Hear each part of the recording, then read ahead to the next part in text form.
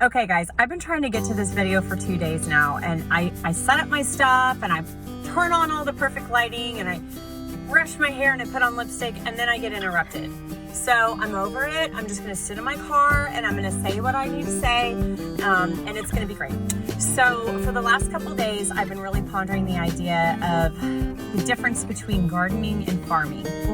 Rather than getting hung up on the how of farming, I really this week pondered what it means to farm. And so I started really thinking, what does it mean to be a farmer? There's a reason why we have so much respect for farmers. There's a reason why there are movies and poems and country songs written about the life of a farmer. It's because these people work day in and out. They work their fingers to the bone. It's blood, sweat, tears, sacrifice, oftentimes a family affair.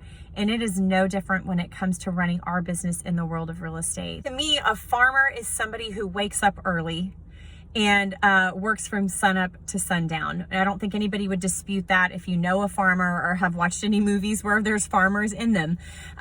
Farmers work tirelessly.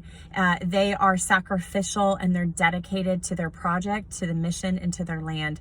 And they really don't have a choice. If they don't get up and work every day, their land will waste away. They'll lose their crop, and they will not be able to sustain their family. Not only that, but people around their community and people that they sell their product to depend on their crop to be harvested.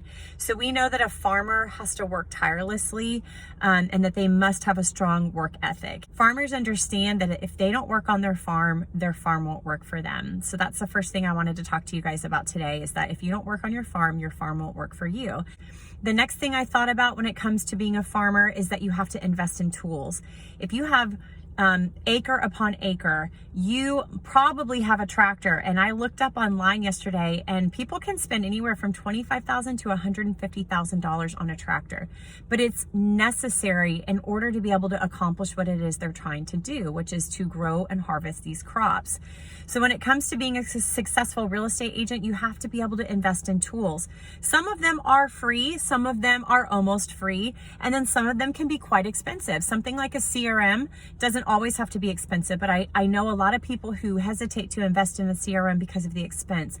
But I think if you're an agent out there watching today that does have a CRM and uses it with fidelity, you probably would say that it's worth the investment. So using resources and tools, and then also investing in resources and tools, would be something that a farmer would do in order to be successful. So if you are an agent that is working on your farm as if it's a garden, then you might be out there right now experiencing some disappointment, discouragement, and frustration. When I think about a gardener, I think about someone who has a garden on the side of their home or in their backyard because it's for enjoyment. They go out on a Saturday morning or on the weekend or in the evenings, and they work on their tomato plants or their rose bushes, but it's not something they use for sustainability.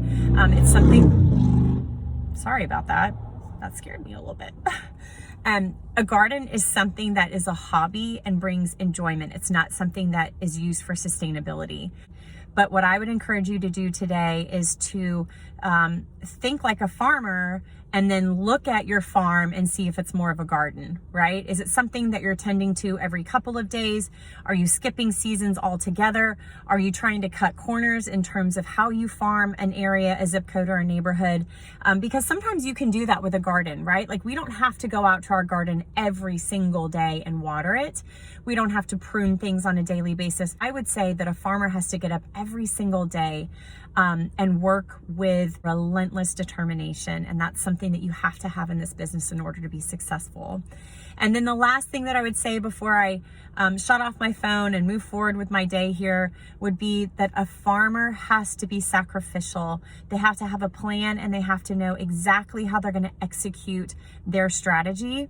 And that comes with a lot of time and determination. And then they have to have an incredible amount of patience and persistence, because when you plant a seed, it doesn't grow overnight. And we all know that analogy, so I don't have to expand on that any more than just to say that when you're working with prospects and you're trying to farm a neighborhood that maybe you've never been a part of before, maybe it's the neighborhood in which you live, it's still going to take time. And I want you to truly look at your neighborhood, whatever neighborhood that may be, as you move forward, as land that is fertile but untouched. So you're going to have to go in there and you're going to have to clear the land from the ground up, and it's going to take hard work and extreme dedication. Being a gardener in real estate, by the way, is not a bad thing. It's not wrong. It's just a different hat that you're going to wear, and it requires a different strategy and level of commitment compared to farming.